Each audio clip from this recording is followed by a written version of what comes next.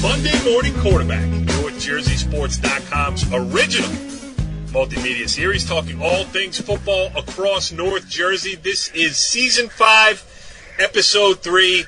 I am Corey Doviak, and we have a lot to talk about as things start to sort themselves out here around the North Jersey high school football scene. We will talk all about it with our resident North Jersey football insiders, starting with the venerable one, our very own Jimmy Avatable. What's going on, Jim?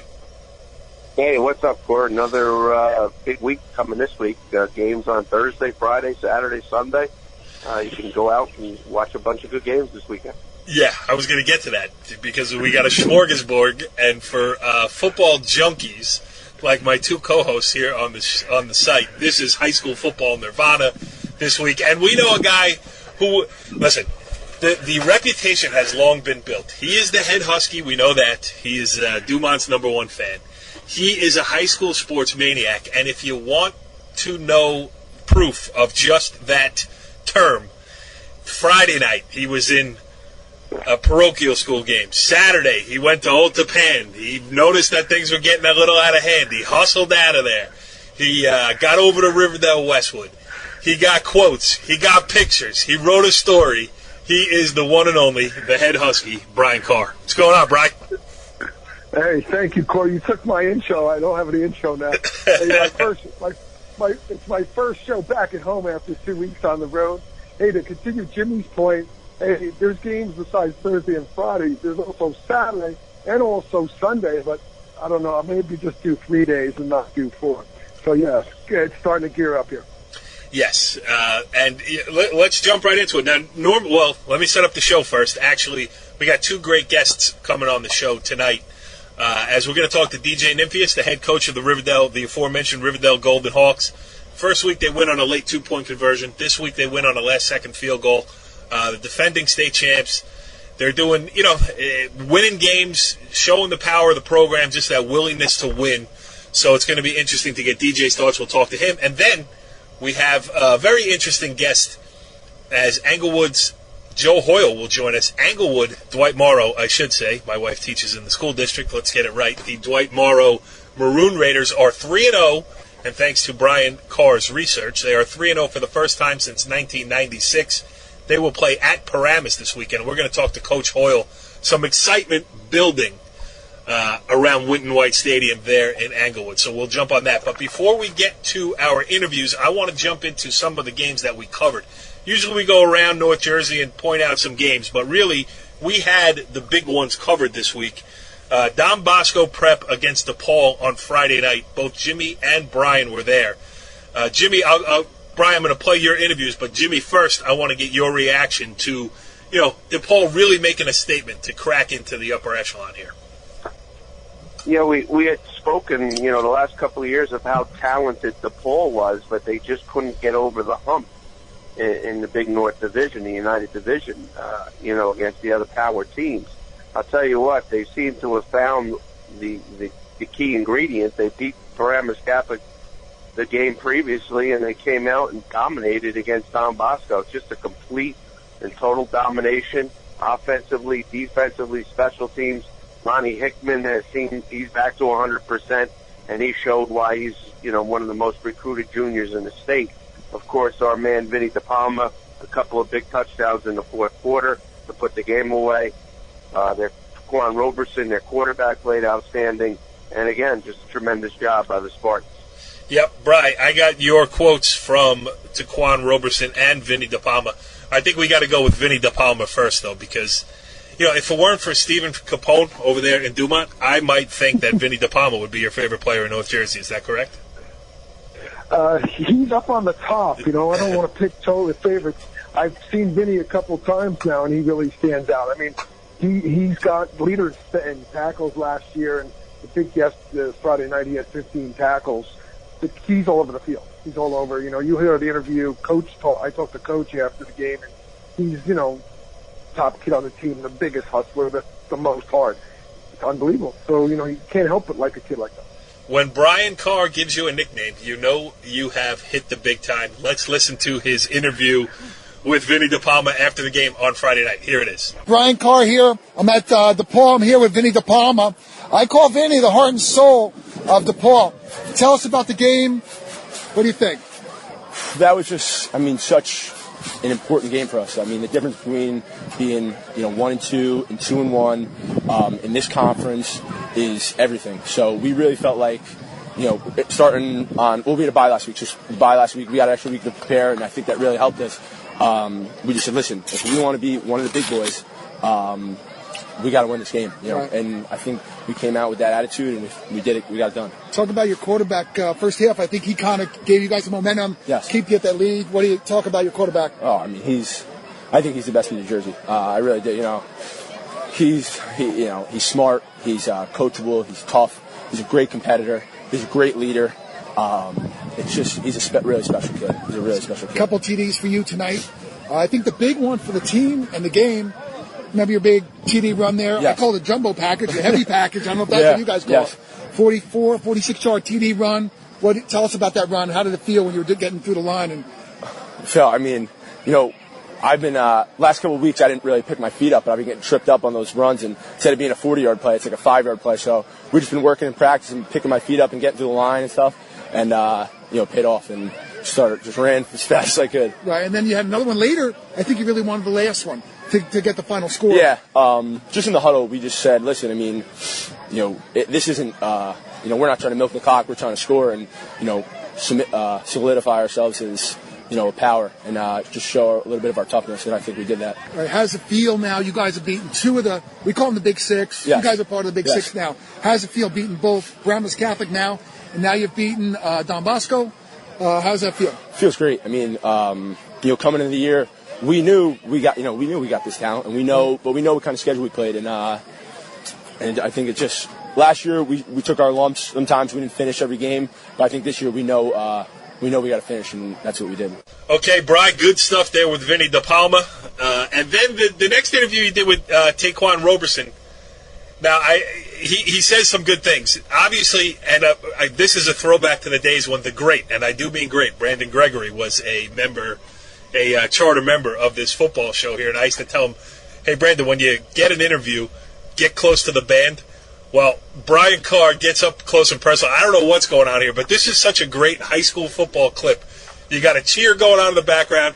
You got Taquan Roberson obviously trying to focus on what you're asking him and being polite and respectful and trying to answer.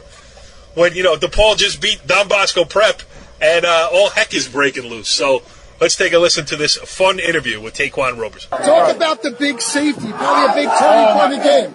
Biggest momentum shifts in the game. It was huge. And then another big play, I call him the heart and soul. Talk about Vinny DePalma. Had a big TD. Yes. That was huge. I love him. What about Ronnie Hickman? Big pick six, 84 yards. Oh, so many big plays today. But, we all together, so just amazing. I think you were really big in the first half. Yes. Kind of keeping the team with the lead. You're up 27. Yes. You really helped the team together and helped you score a lot of drive. Yes. How does it feel beating a big team like Bosco? Amazing. We haven't beat them since 2013, so to beat a quarterback of this team that beat them is just unbelievable feeling. Good stuff there with Taquan Roberson. Genuine excitement around the DePaul program, as well there should be. And let's switch gears now. The other game that was fully staffed by NorthJerseySports.com, actually quotes submitted from two different staffers here. Brian Carr got a couple. Sunil Sundaraj covered the game for us. The story and pictures are now on NorthJerseySports.com. And we got some quotes here. And again, same format, Jimmy. I'm going to go to you first, talking about this Old Japan game. Listen, you figured they were going to win their first two games. They did so impressively. And everybody said, we know Old Japan is good. Let's see how good this Saturday against Wayne Hills. I think some questions were answered. Yeah, a lot of questions. I mean, it was a no contest. We all came there looking for a real good football game. And on the second play from scrimmage, Wayne Hills fumbled the ball. Old Japan picked it up, ran it inside the 5-yard line. 2 plays later, it was 7-0, and they never took the foot off the pedal there. It was 35-0 at halftime, and I mean that doesn't happen to Wayne Hills that often. We were on a running clock the second half. It actually went about 25 minutes. a very methodical performance by by Old Tappan on offense, throwing the ball, running the ball. Defensively, they ran to the ball. Not only did they return the fumble inside the 5, they picked off a screen pass for a touchdown and completed a big 50-yard pass right before halftime to put the game away. And, if you're Old Tappan, you certainly answered a lot of the questions. But then they do have a big one coming up off a short week to prepare for Coach Johnson in Ridgewood. So they're right back at it this Thursday night. No doubt. Bri, you talk about it. You were up there. Old Tappan, the most balanced public school team certainly that I've seen. You saw them up close and personal this week. You talk about them. Yeah. Hey, like Jimmy said, man, we saw an excellent game. I think the big point that I noticed is there's no gigantic star on the team. They have a lot of good players, so nobody has to do everything. Obviously, the quarterback, he came through, like Jimmy just said, 59-yard pass right before halftime. He led the team, but everybody was in it. Marquise Antonori was in it. Sal Di Benedetto. I mean, the names go on and on. Everybody's in it. I forget Bialy. Aiden Bilali, Johnny Laura. Aiden Bialy. Yeah. It's just like these guys, it's a full team effort. I know I did see one of the guys go down early in the game and was out, but the team played well, and no doubt about it. It was really quite an impressive game on behalf of the Knights, and we'll get to see them again against Ridgewood, and that should be a little bit more of a test we expect for them. So pretty exciting football, and we're starting to see the season pick up when you see a team like them play and pick it up. So it's real good. Jimmy, another throwback to the Brandon Gregory days, the Kevin Kazakowski. Aiden Bilali just came Aiden Bialy. See the charter member of the Monday morning quarterback. We saw Brandon on the sideline. He was there, and he was pretty pumped up, and they should be. I mean, it was just a very, very good performance, nice and clean on all three facets of the game, and there's a reason why they're undefeated right now. No doubt. All right, so let's get some post-game reaction to this one, 35-0 Northern Valley Old Tappan. Here is the head coach of the Golden Knights, Brian Dunn. This is Sunil Sundaraj from North Jersey Sports.com with head coach Brian Dunn of Old Tappan. Congrats, coach. It's an impressive, victory here over at Wayne Hills. I said you guys get out to an early start. Can you just talk about, fumble recovery there by Sal brings it down here to the floor, and you're able to punch it in there. Yeah, big turnaround right there because we moved the ball out from our own end. We had a 4th and 1. We got stopped, and in our midfield area, probably wasn't a great call by me, but the kids picked us up, got a fumble, forced fumble, big return on it down to the 4. I think we got to, and that turned it permanently in our favor. And but overall, great team effort because we made so many good plays in special teams and on defense and a couple big things on offense. That's what I was going to say, Coach. Especially that second quarter, they have that big drive there, 7 minutes, plus. Ate up a lot. Yeah, and you're able to, stop them there, turnover downs. Yeah. That was big. That was critical right there. Yeah. Turnover on downs and moved it out. I think we had to punt, but then we got it back and scored on the quick one. So yeah. Hey, how important? End of the first half, 2 touchdowns in 52 seconds. Really, to give yourself some distance there. 28-0 going to the locker room, Coach. Yeah, that was big, and that just 3 touchdowns. Every game's still wide open. 4 touchdowns, a little tougher to come back from. So yeah, I felt good about where our defense was, so we felt pretty good ahead. Yeah, I mean 6 points allowed through 3 games. Offensively, 112 points through 3 games. Can you just talk about how impressed you are? Yeah. It's early on, Coach, but just how happy you are here early on with the team. Yeah, I think we're well rounded and doing a lot of things in different areas. We just got to keep pushing the pedal to the metal because I think we can still get better in a lot of areas and particularly offensively. So, but our kids are making plays at the right time.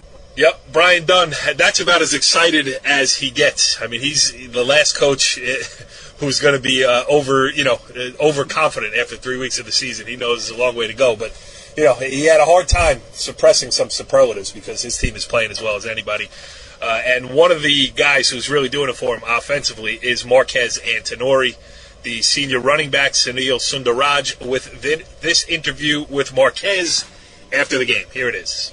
This is Sunil Sundaraj from North Jersey Sports.com. I'm here with Marquez Antonori. Congratulations, Marquez, on the win, 2 touchdowns. A dominant effort, all around by the offense and defense. Can you just talk about it, Marquez? It was a hard-fought battle. Wayne Hill's a good team. gotta give a shout out to my line. They make it happen for everybody: receivers, running backs, everybody, quarterbacks. Shout out to Mike Mancuso. We got Paulie, we got Eichler, we got Pat, we got all those big guys. So definitely big shout out to them because they make it happen. Hey, I said, a couple of miscues by Wayne Hills early on. You're able to capitalize. How important was that to jump out to that fast start, Marquez? We always like to start our games with a fast pace. Let the other team know what's going on. We like to start the game with a big boom, if that makes any sense. We like to get stuff going. So that definitely helps and gives a big impact for everybody. So. Hey, how important was that at the end of the first half? 2 touchdowns in 52 seconds, really, to put the game away there, Marquez? It's a team effort. Everybody makes it happen, so just great effort by everybody, and we'll be back for next week. We'll be ready. All right, good stuff there. That was our on-field post-game coverage from Old Tappan, Wayne Hills. All right, gentlemen, let's switch gears now from interviews that we had on tape to interviews that we have live on the line as we welcome in our first guest of the evening here on this edition of the Monday Morning Quarterback. He is the head coach of the undefeated Riverdale Fighting Golden Hawks. He is DJ Nymphius. Coach, thanks for joining us on the Monday Morning Quarterback. Thanks for having me, as usual.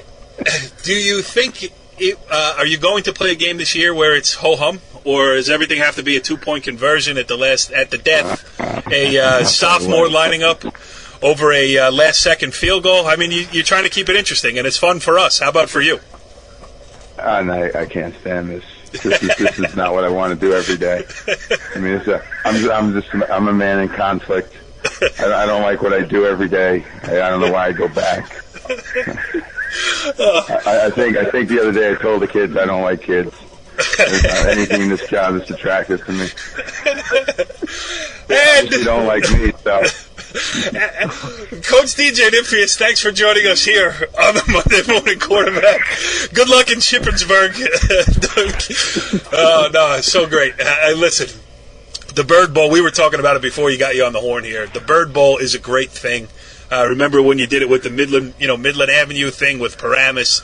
It's such a great atmosphere that you have built around your program, not only because you're a successful football program, but listen, I see you everywhere. I talk to you as much as I can because I enjoy our conversations, and I know for a fact that you do enjoy what you're doing. You love creating this atmosphere for the kids, and I think your players respond in kind. So, long story short, that Bird Bowl had to be a great experience, especially that you came out on the win. But knowing you, that wasn't the biggest issue. It was about high school, a showcase of high school athletics. Well, I think a few things. We did a little history work on the game, and we've been playing for the trophy. Probably, I think we started the trophy back in 2010. That's a guess. I don't know if I'm right on that, but it's the 38th time the schools have played. Westwood now leads the series 20-18. The total point differential between the schools in the 38 games is now 37 points in all games combined. The average score of a game is like 17, 16 or something like that. It's a great rivalry. I mean, they're a tremendous football program and have been for years, and I think they'll be a tough out in their particular group and classification. The kids play really hard, and I think they have a good idea who they are. So it's fun playing them. I'm glad they want to be part of this. You watch a game like that, or you're part of a game like that, and somebody loses the game, and you don't feel so good watching high school kids be that upset. But their kids bring it every second, and they got a lot to be proud of. And I'm sure they're going to recover and going to be even better. They're going to get even better. Yeah, go ahead, Jimmy. Coach, we were talking before. It was almost like an old boxing championship match, a 15-rounder. Both teams, laying the punches in, and the teams going down, coming back up, coming back at you. I tell you what a great environment it was, and it's a credit to you and Coach Hart at Westwood, because you can see the competitiveness, but you can see the respect that both programs have for each other, and it was certainly the place to be on Saturday.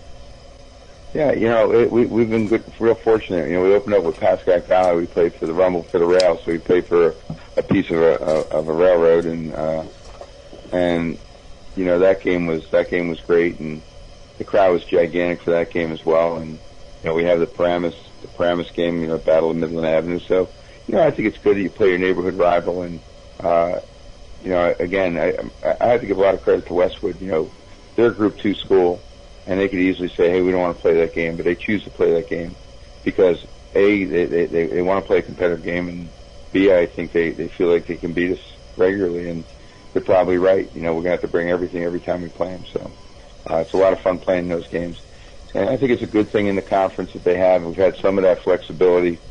And the 3 games that we chose, or 4 games we chose that we wanted to play every year were Westwood, Paramus, Pascagoula Valley.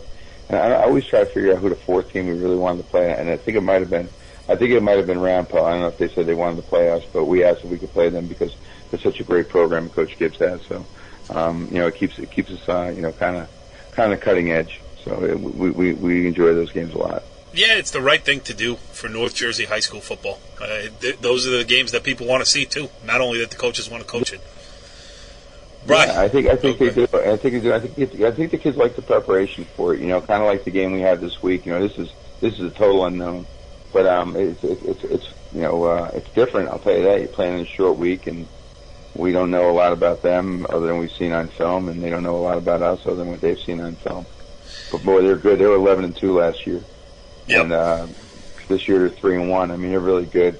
Might be the tallest high school football team we've ever seen. I think they start 3 kids on defense that are 6'4", 6'5". They got a receiver at 6'6". Quarterback's a small guy. He's like 6'3".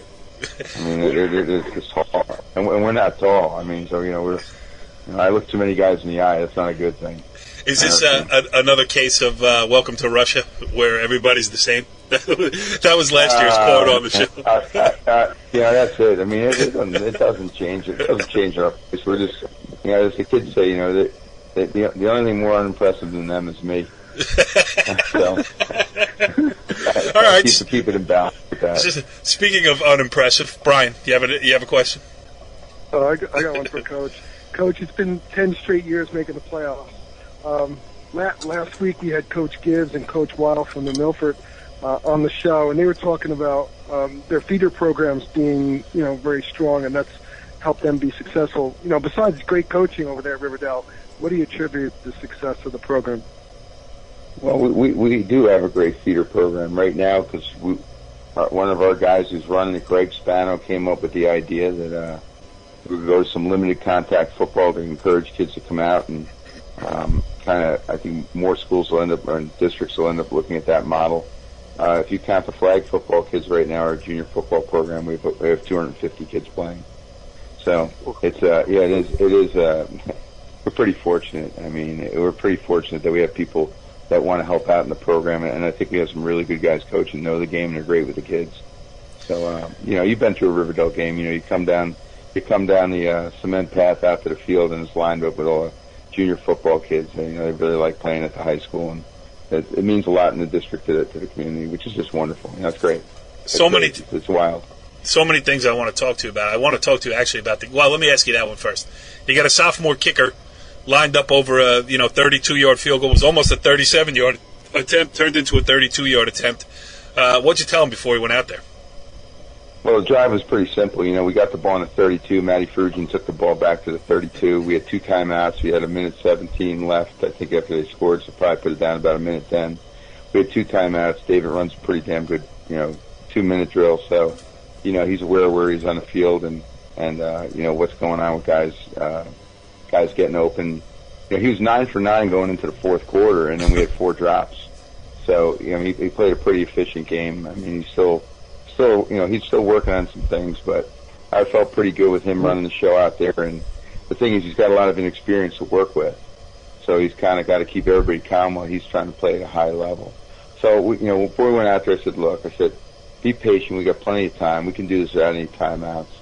I said, so let's just kind of move the ball down the field. I said the goal is going to be the 18-yard line. I said, I think Jack's good inside the 18. Got a little breeze at his back, and see what you can do, And I guess the only real blip we had in the whole thing, we had 2 blips. David had a run where I thought he might be gone, and we got clipped, and it was a very good call by the official. It was a definite clip. It was right in front of us, and David just stepped out of bounds then because he knew the ball was coming back and needed the time. That's how aware he is. He knew it was a clip. Probably going for a touchdown, and he just stepped out of bounds. He says, I saw the flag, so I stepped out of bounds. and that's next level awareness for a high school kid. Yeah, he's different. But then the next thing I think was we called a sprint out because we had I think 11.5 left. And I said, listen, you can't take a sack. So we just taken our last time. I said, you can't take a sack. I said, we just killed time out here. Don't take a sack. So we tried to hit a kid on a boundary throw, and we didn't set the edge real well with our kids. So Dave didn't get his hips all the way around, so the ball sailed a little bit, and Jack Racine wasn't able to keep his feet inbound. So, and then we came to the field goal, and they were pretty quick on the last extra point, a little quicker than we expected, and they jumped off sides, and we got an extra 5 yards. But I wasn't surprised he makes it. Our kicking coach is our kicker from our 2007 undefeated team, John Francine. And Coach Francine, I watch him in the warm-ups. I see him work with the kids during the week, and he communicates pretty well about what he thinks the guys can do. I think your bigger concern is the pressure. What kind of pressure you're going to get. Sean Burke made a tremendous block on a wing. He brought 2 off the edge. He blocked both of them, which I thought was amazing what he did. And Jake Manning, put the ball back, and Tyler Malachi's a very good holder, put the ball down. I really, honestly, I didn't even watch the kick because I coach the snappers and the holders, and I just watched. I was watching the point of attack. I mean, everything else, if the kid can kick it, he can kick it. You got to be able to get the kick off though. So, we talked to the kids about it before the game. It's pretty simple. When I said it after the game.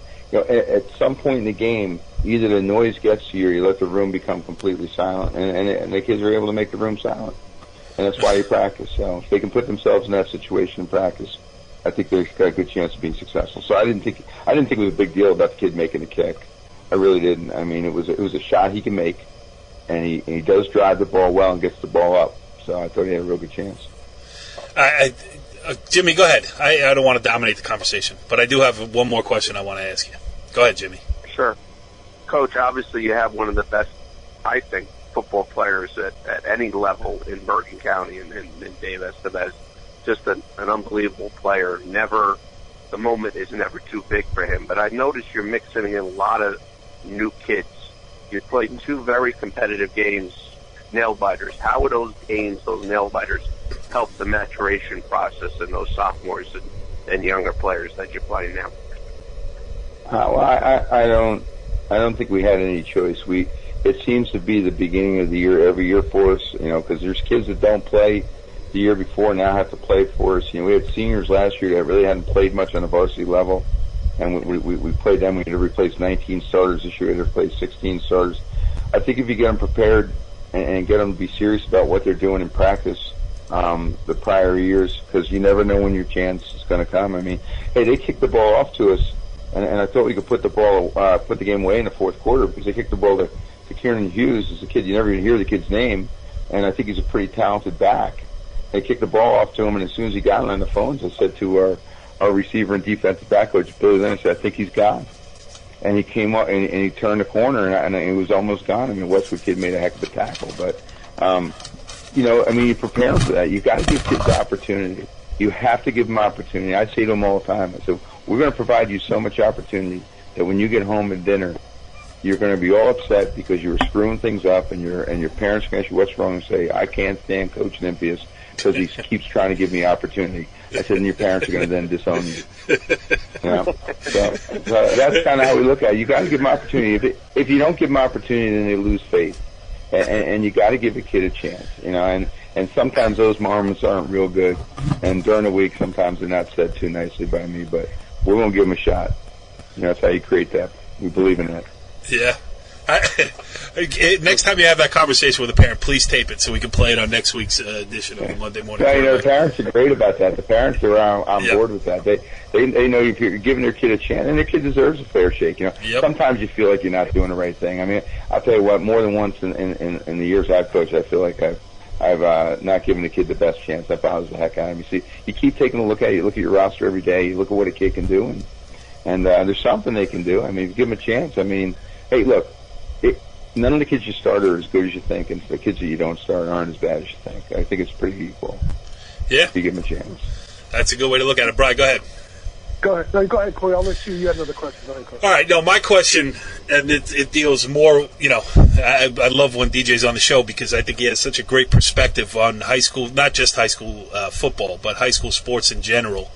I see him all over the place, every game, every sporting event, every sport, whatever, you name it, he's there just because he loves the competition and he's rooting for kids. So, DJ, we've had our conversations over the years about how things are going the wrong way, how it's becoming way too overhyped, way too overcompetitive, way too a whole bunch of different things.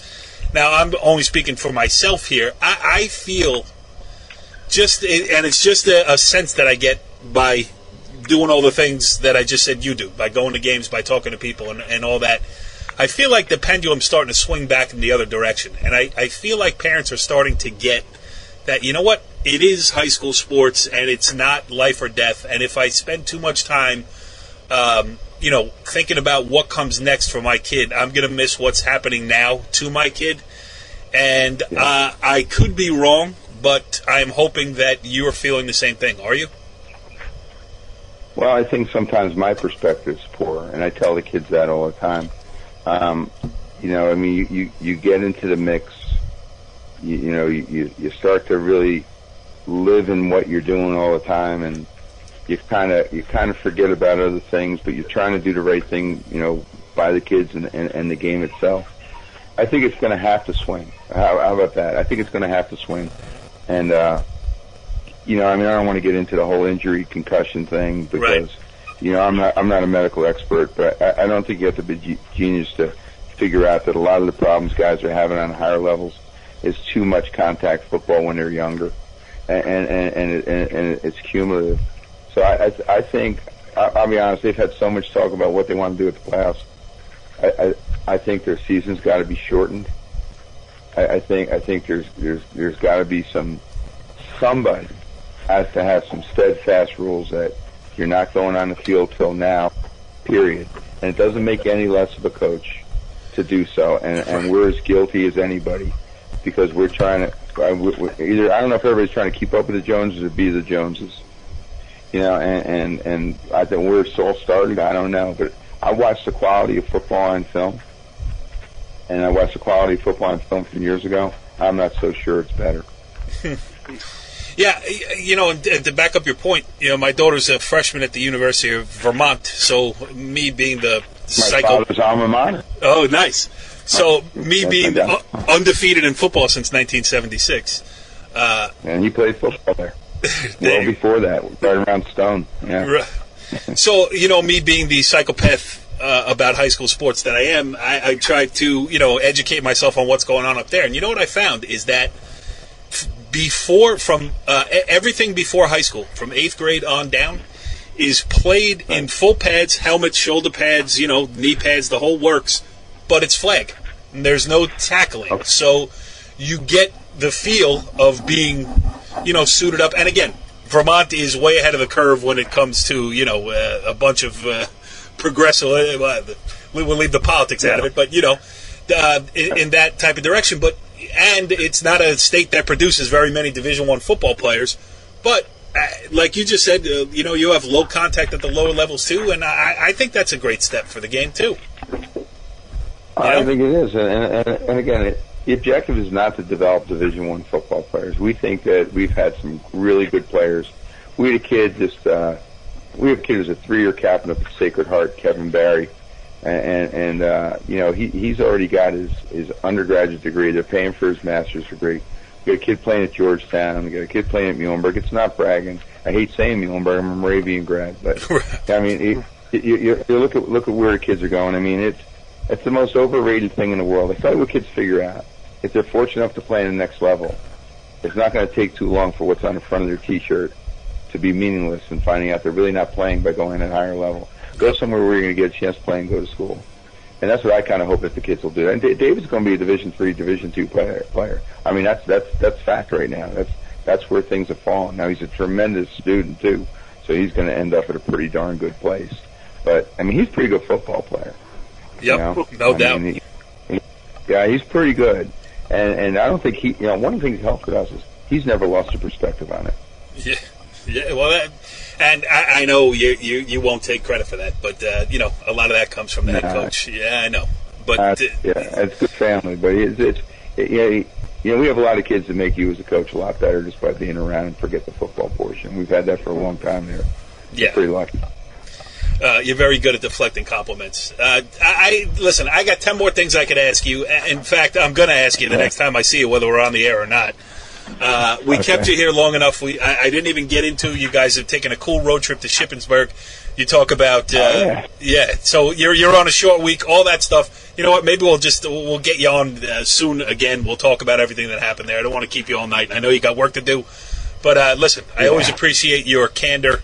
I appreciate your take on high school sports. And if I had a son and I let him play football, I'd certainly, want him to play for you. How about that? I appreciate that very much. Thanks. Thank you, Corey. DJ Nymphius, the head coach of the Riverdale Golden Hawks, on his way out to enemy territory as an East Stroudsburg University graduate. I can say that. He's headed to Shippensburg to play Shippensburg High School.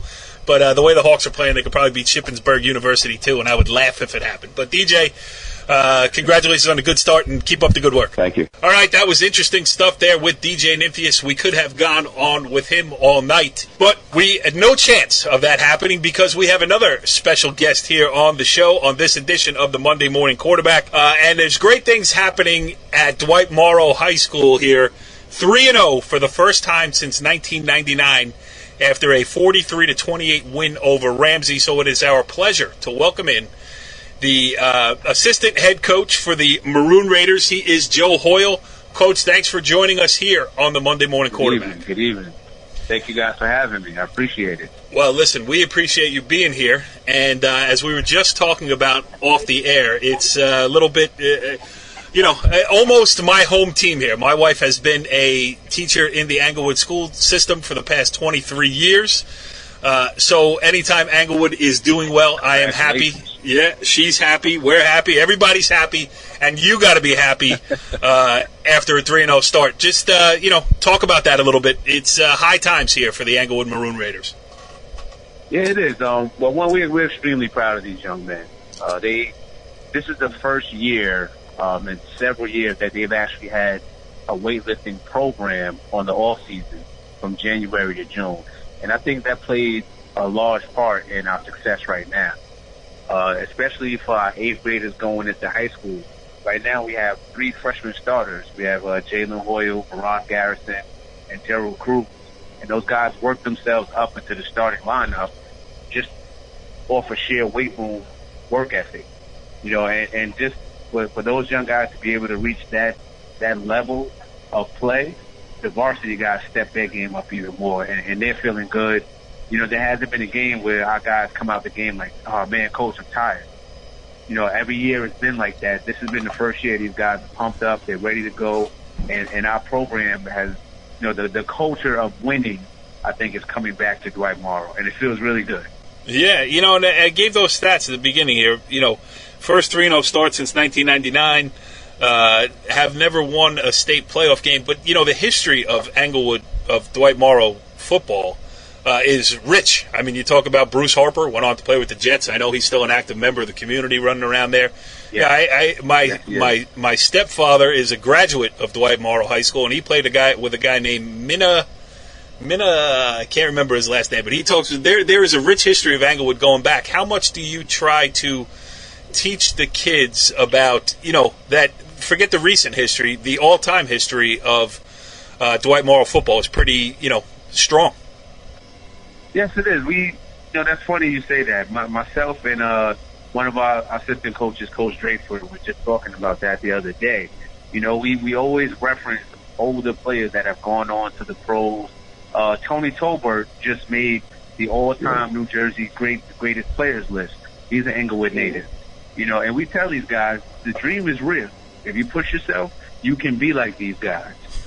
So we're always referencing, there's a kid on the team, we actually had to take his number back because Bruce Harper's jersey, number 22, was retired for Dwight Morrow.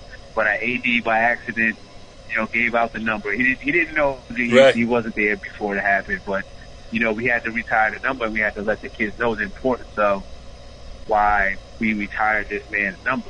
And the contribution that he has, in not only in the school, but in the community as well. So, we always try to reach back and just give the kids a little history lesson.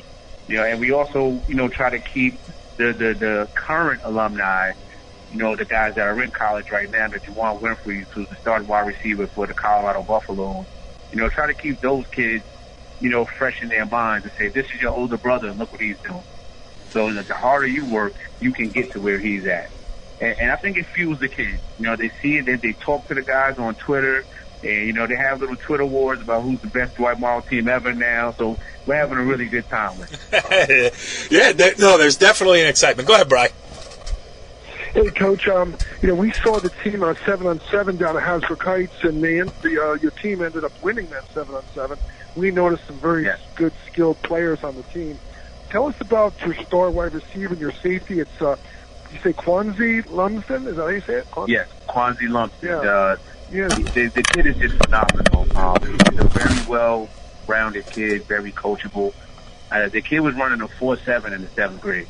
He's lights out fast, and he catches everything. He's one of our hardest working guys. He's our captain on the squad. Kwanzi's our go-to guy at all times. We also have George Garrison on the other side of him, which keeps Kwanzi from getting double-teamed because George is equally as good. George has a bigger frame on him. He's about 6 foot, about 195, and can run just as fast as Kwanzi.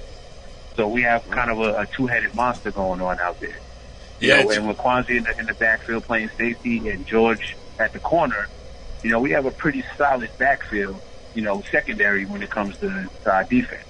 And our offense is just lights out. And that's kind of our motto. We play lights out offense, blackout defense.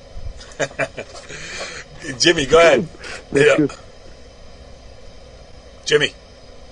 Yes, Coach. Go ahead. When you mention Dwight Morrow football, the one thing that comes out is the amount of 3- and 4-year starters that you have. You mentioned Kwanzi Lumsden, also quarterback Andrew Jones and Malachi McFadden. We remember hearing those names back when they were freshmen, and they paid their dues, and now they're obviously juniors and seniors. Tell us what that experience has made, how much better that has made the program with having those kids there for 3 or 4 years. You know what? Just to give you a little bit of history on those guys, I coached their 8th grade team. I'm also the Junior Raiders head coach of the 8th grade team.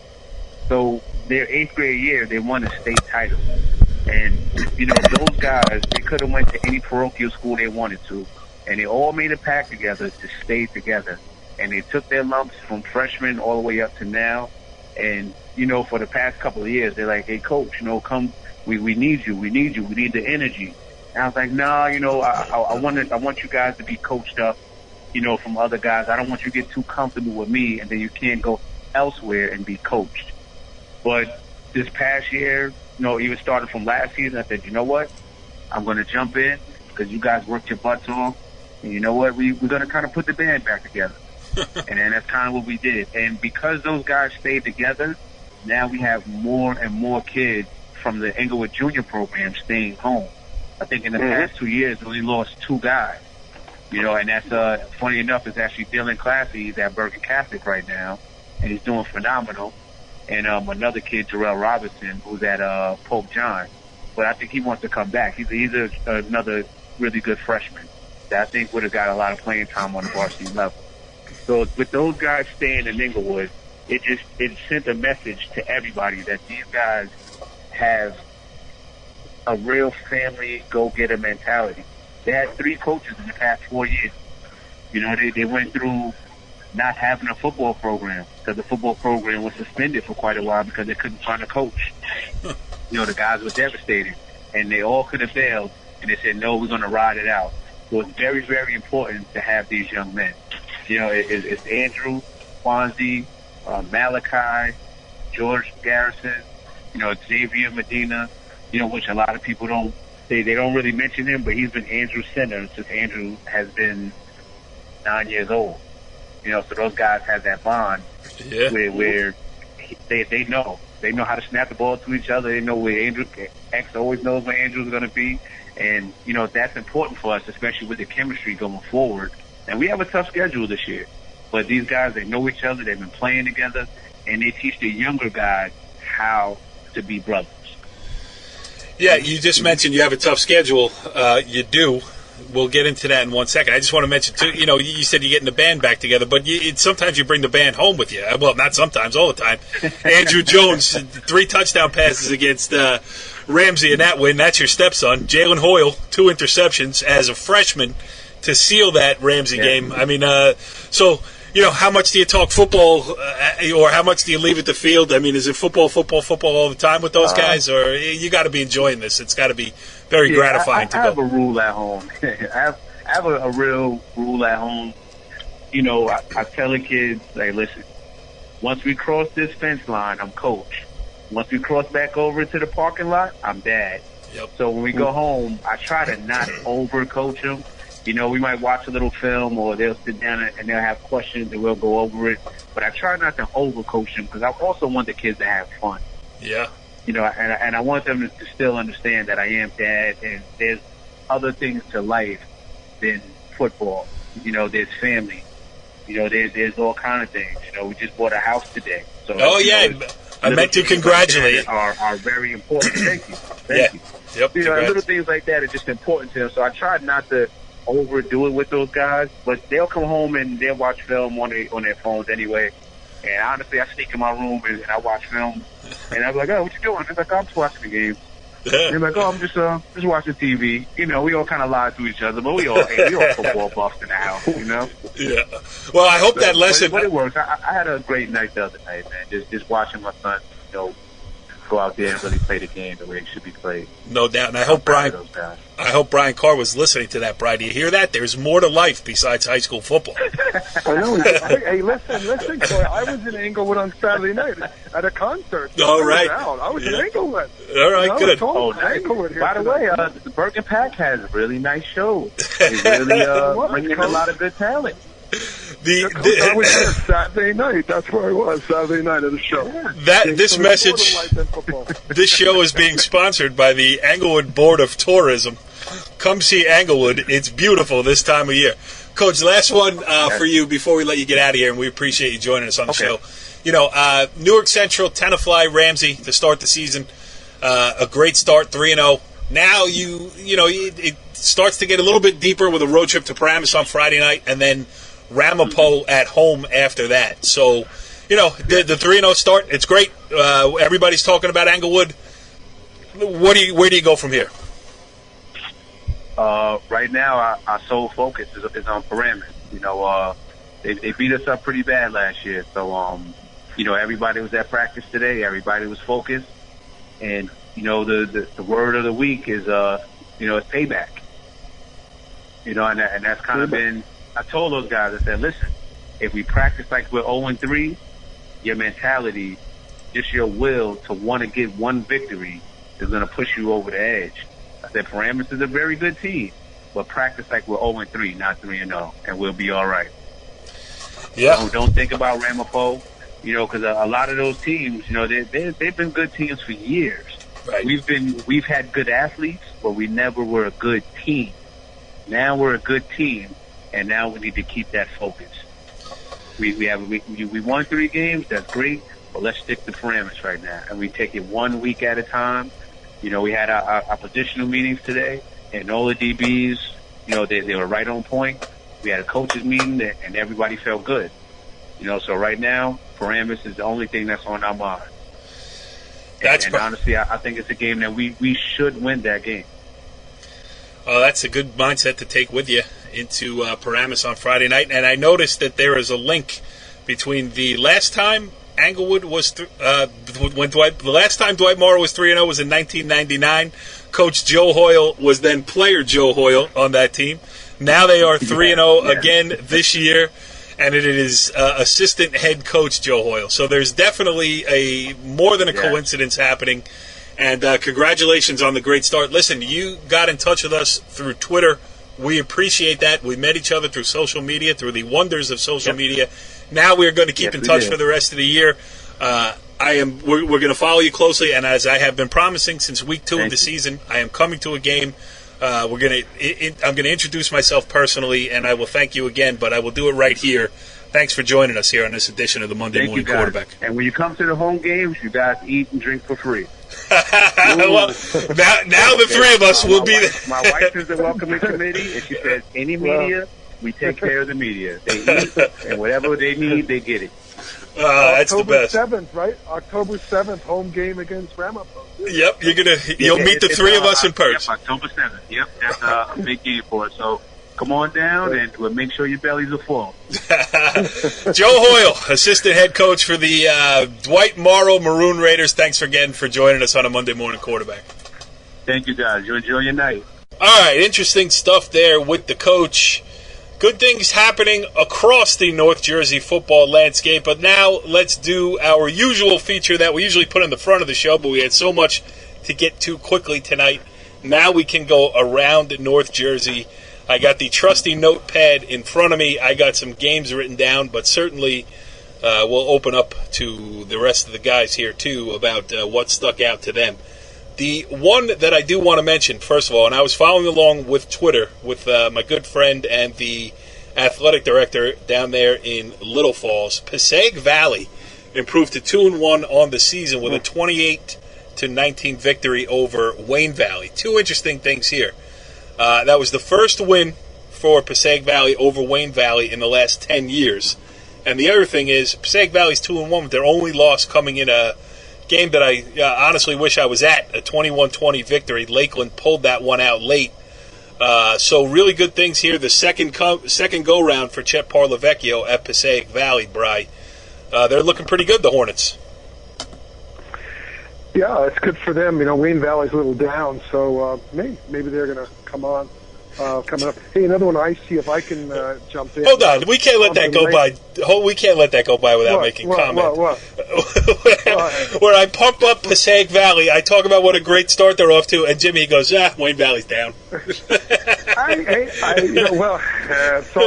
about that. I don't know. I haven't seen him play. All right, so I sandbagged you on the question. You could say that rather than rating all over the Passaic Valley parade, Brian. Now, Coach Parlavecchio actually did not coach the game. Oh, really? Apparently he was in the hospital. One of his assistants filled in. And, you know, it's his third year at Passaic Valley, and he's known for resurrecting programs. Yep. So, I mean, this is his third year, and they're starting to make moves. Yep. Yeah, and I remember I have been around long enough to have covered Chet Parlavecchio the last time he was at Passaic Valley. Yes. He had a decent player named Lenny Cusimano, who's now the head coach at Passaic Valley, Pascack Valley. So, PV and PV. All right, Brian. Now you wanted to get on to one of your own games. Go ahead. No, I wanted to get on. I mean, just because we're getting ready for this week's match, an early match this coming Friday, and that was kind of Pumpkin Lakes. It was Frank Negrini had a big game, getting ready for their big matchup coming up against New Milford. So I just mentioned that they pretty solid win there. Also, our other friends in Group 1, Hasbrook Heights, Purdy had another big game for them, and Hasbrook Heights ran away with that one against Secaucus 42-7. So a couple of the smaller schools. And the other one I like, and Jimmy and I spoke about it, or Jimmy mentioned last week, is Manchester is off to a 3-0 start after a win over Warwick. Big 42-0. So pretty strong. And hey, let me talk more of Group 1. Emerson had another big win too. Emerson, who's going to play Sunday. You talked about Woodbridge. Emerson, big 61-6 over Bogota. So and Angelo DeSalvo had a big game for them. Sees wide receiver D-back, a couple catches and big long kickoff returns. So the Group 1 schools seem to be a couple teams coming up. Yeah, I'll just follow up with what you said there. Manchester 3-0. Our own Richie Ballgame covered them last week. They're off to their best start in 24 years or so. 3-0 now, and not that. Listen, they have a good group coming around. Randy Rock is doing a good job of having that team organized, ready to play. They're not, jumping off sides and doing all those other things. So it wouldn't have surprised me if Manchester had beaten Waldwick Midland Park. But Jimmy, 42-0, and Manchester has outscored its opponents 117-14 through 3 games. And if you read the list of teams they beat, it's the who's who of Group 1. The last, in the recent past, we talk about Glen Rock, Lodi, and Waldwick Midland Park. Yeah, I know they were very excited about this senior class when they were freshmen, and obviously 3 years of paying the price, and like you mentioned, 117-14. I don't care if you're playing a sixth grade team. Right. The first three. I mean, you're dominating. Not really surprised they beat Waldwick, but by how easily they did, absolutely. And again, it's a nice, great story. They can hopefully get into the playoffs and make a run. A couple of Group 2 teams score. Pequannock out to a 3-0 start. Very good program. They've been on the cusp in Group 2. And then Lakeland 3-0. You mentioned the big win over Passaic Valley, 21-20. They're moving down from Group 3 to Group 2. You always like a team that moves down in a group. They could be a favorite in Group 2. And then, of course, the big game that we got there in the third quarter the other night, Riverdale and Westwood, 23-20 field goal with no time left. It was like a heavyweight boxing match. Two really good teams going back and forth. But the one thing we were talking, off the air is the amount of respect that each school has for each other's program, and the amount of class and how competitive they play, and really, really everything that is good with high school football. That if you miss that game, you really miss something. Rub it in, Jimmy. Rub it in. I was covering girls soccer on Saturday. Hey, on that game too, I was watching our friends from WCTV. I happened to look at some of their broadcasts, and Larry, our friend Larry, in the pregame predicts the game to go down to the very end in his intro. So those guys are on their game, and they also were plugging us, North Jersey Sports, on the show. So we kind of look out for each other there, the friends over there at WCTV. With that being the case, why was there no post-game interview with Larry and John here for this edition of the Monday Morning Quarterback, Brian? I mean, what were you doing all weekend? Yeah. It was a busy day at that point, very hot. So I figured we had our cub reporter there, JC, our extra reporter on duty. I didn't want to jump in on him. Jimmy, how great is Brian? He went to the game Friday night. He went to 2 games on Saturday. He edited audio clips. He sent them in. He's doing research, sending notes for the show, all these other things. And then he somehow squeezed in time to watch the broadcast of the game he covered by Larry and John and gives a media critique. I mean, we got to come up with a new name. It's the head. Don't forget Saturday night. Saturday night he went to watch Robbie Krieger from the Doors in concert. So, he's, I don't know if he ever sleeps. I mean, I love getting those 4 o'clock text messages from Friday in the morning. But, certainly all over the place. The head Husky does not do you justice. I mean, although, again, from the slacking category, Brian Carr, no Dumont clips this week. What happened? You were walking around the track and nobody was there? I have one note on the Sackmaster. That's my nickname for Mr. Stephen Capone. Okay. His mother reported me. I have a good source of information from his mother. She reported that he had 2.5 sacks in the game against Mahwah. They were respectful, Dumont. They lost 16-0 to Mahwah. So we were 16-0 at halftime. And they were competitive. I heard they made some mistakes, but that's what happens, They made some mistakes and just couldn't convert some points. So it's good to see. And they got a tough schedule. They're going to be having to compete with Westwood this week, and then they're going to have Englewood in there. So they got a tough schedule. So but, it's good to see some. They're competitive. That's what I talk about. Right, not like my alma mater. This was one I was going to save for last, but it just segued right into it. I mean, Rutherford. Let's give the Bulldogs kudos. They are 3-0 after a 42-0 drubbing of the Palisades Park / Leonia Tiger Lions. It is. Rough go right now for the Corey Doviak alma mater, and thank you, Rutherford, for calling off the Dogs literally at 42-0. I just wanted a couple more I have on my list here. Woodridge with a 21-13 win over Beckton. That was a big win for Woodridge. They got beat on opening day by Wallington, which is now turning out to not look like a bad loss. Wallington is very competitive. They won again this past week, but Woodridge needed this one going into Emerson on Sunday at 2-1. Beckton fell to 1-2, that one there. And you mentioned, Brian, Pompton Lakes 37-6 over Saddlebrook, which sets up the big one on Friday afternoon. We covered the NJIC final at that game, at that venue last year at Hirschfield Park. Always a great place to be. And, if you're looking for a game to go watch and you have the day off, unlike present company excluded, head over to Hirschfield Park in Pompton Lakes for New Milford Pompton Lakes. That's definitely going to be a good one. All right, the only other, a couple other public school games I wanted to mention. Demarest was down 21-7 against Northern Highlands, came back to win 24-21. Highlands was 2-0 going into that game. Could have been 3-0. Demarest was 1-1, and Jimmy 2-1 for the Norsemen looks a whole lot better than 1-2. Because it's never too early to start peeking ahead at playoff positioning and playoff qualification.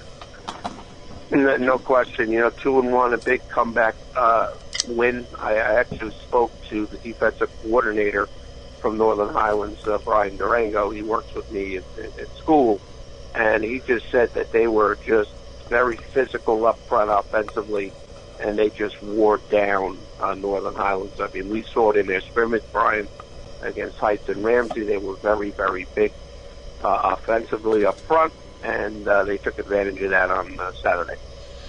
All right, let's touch on some of the non-public school games. Obviously, we mentioned DePaul Bosco at the beginning of the show. Bergen Catholic, 31. Paramus Catholic, 14. Bry. Bergen Catholic coming off that defeat all the way across the country last week, certainly needed to get back on track. And they did so. They beat the rival. They beat the defending non-public Group 4 state champs. So things got to be... The skies are a little bit brighter over there in Oradell.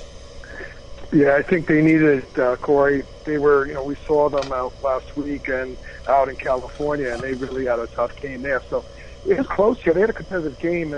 Paramus Catholic kept it close, and Bergen was able to pull it out in the second half. Johnny Langen doing his thing, and the guys, they needed that win. That would have been a really tough situation with all the big coaching staff they have for them not to have won that and go down to 1-3. Yep. So, they needed that. And let me go on there. The other one that I had caught my eye, not to get off that subject of that one, but St. Peter's Prep had a big game down in with Seton Hall Prep. We're going to watch those guys. I think they're making noise right now, and it was a close game there as well. But they came out with a win there, 43-20. The quarterback, who's a Rutgers recruit, I forget how to say his name. His last name Minor. It's his last name, but he was like 19 for 24 and 300 yards passing and 4 TDs. And Shane Simon was the star, like almost 200 yards receiving and 3 TDs. And they really seem to be stepping it up, and they're going to be a major factor in the big boys. So it's going to be exciting. We'll have to go take a look at those guys. We haven't seen them yet. Yep, Jimmy, I never like to put you on the spot, so you're free to abstain from PC Bergen Catholic if you would wish. Because I do want to ask you about another team, but do you recuse yourself from the conversation? Not really. I think it was a sloppy game early.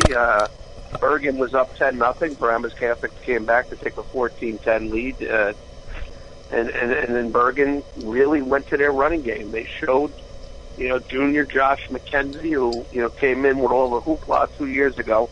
We might have seen his breakout game. 19 carries, 177 yards, and 2 touchdowns in the last 8 minutes of the game. Bergen scored 3 touchdowns, and you talk about a team that really needed a win. I mean, that could have been 1-3. They were close. They pulled it out, and they're 2-2, and they righted the ship. Yeah, and the Josh McKenzie thing when he came into, like as you mentioned, with all the hoopla. Yeah, I remember railing against that, and not against the kid, against the coverage of it. I mean, to put the kid in that type of situation. Of course, he's going to go along with it. Who wouldn't? But my point at the time was it was nothing. We talked about it here. I talked about it on the wrestling show with my guys there too. You got to give it, let it happen before you start screaming about how it's going to happen. You know what I mean? This is the natural progression of a high school athlete. I understand he has freakish athletic skills, and everyone was expecting to come in and dominate as a freshman. But in one of the toughest at the time, the toughest leagues in all of the United States of America, you're not going to walk in and dominate as a freshman. And now he's had a chance. He's had some nagging injuries. He seems to be over them, and he's a junior. This is the time you're supposed to come along and make your mark on the varsity level. You can't always be looking for that next LeBron James who comes right out of high school, in this case coming right out of elementary school, light things up. Let it happen. right? Yeah, everybody matures differently, and everybody's game comes together at a different time. And, you can see him in the fourth quarter. I was able to watch most of the fourth quarter on a replay, and he put them on his back. And, for him, that's great. For Nunzio, obviously having another weapon, being able to run the ball really, really makes a difference for them. And I also want to mention their defense. Their defense has been much maligned this year, obviously giving up a lot of points to Bishop Matter Day. But I'll tell you what, they came in, they were very opportunistic as far as turnovers and set them up with some short fields. And, again, a good win for them. In Paramus Catholic this week, all they have to do is go to Cave and Point and play Peters, and Bergen has another big one with St. Joe's. So, yeah. It's week in and week out. It's absolutely amazing, what these kids are going through as far as the schedule is concerned. Oh, that's the other thing. I mean, it's best on best every week. We've talked about it. Those are Nunzio's words. And, the entire landscape changes with every 48-minute segment. So, nothing has been decided anywhere in the non-publics. Right. The other thing, Jimmy, last thing we'll touch on here tonight, it's been a great show, is Seton Hall Prep. Not really in our coverage area, but we've had Vito on the show. We saw him take over a program that was reluctant to jump into this arms race. They have, and the results maybe have not shown up on the win-loss column. Seton Hall Prep is 0-3, but you can see it starting to happen there. Yeah, I spoke to Vito after the Paramus Catholic game last Friday where they lost in overtime. Opening day they were leading Don Bosco midway through the third quarter and were actually stopped on 4 plays from the one with an opportunity to take a 10-point lead. It's a struggle number-wise. They're behind the 8 ball a little bit. He's starting 7 sophomores on offense, which in this league, to think about starting 7 sophomores is a ridiculous thing. But, the one thing Vito has brought to that program is an accountability and a wanting to compete, and I think they will be better. Much like DePaul, I think they're at a point where they're knocking on the door. They just have to kick it down. And, hopefully for Vito, it'll happen because he's one of the great guys, not only coaches, but great guys in the coaching profession. Yeah, I mean, DePaul is laying out the roadmap, so. All right, well, listen, we have talked about it all night. We had a busy week that just ended on Saturday, but there is no rest for the weary because it kicks right back up into high gear on Thursday with Old Japan against Ridgewood. As I mentioned, we got New Milford against Pompton Lakes on Friday. Also, it'd be interesting to see what Englewood does against Paramus on Friday night. Saturday, you got a couple of games to choose from, and then Sunday, Emerson at Woodridge. So we are going to get out and about. We're going to have stories. We're going to have pictures. We're going to have audio clips. Brian Carr might tape another game-winning field goal. We'll throw that up on the Twitter.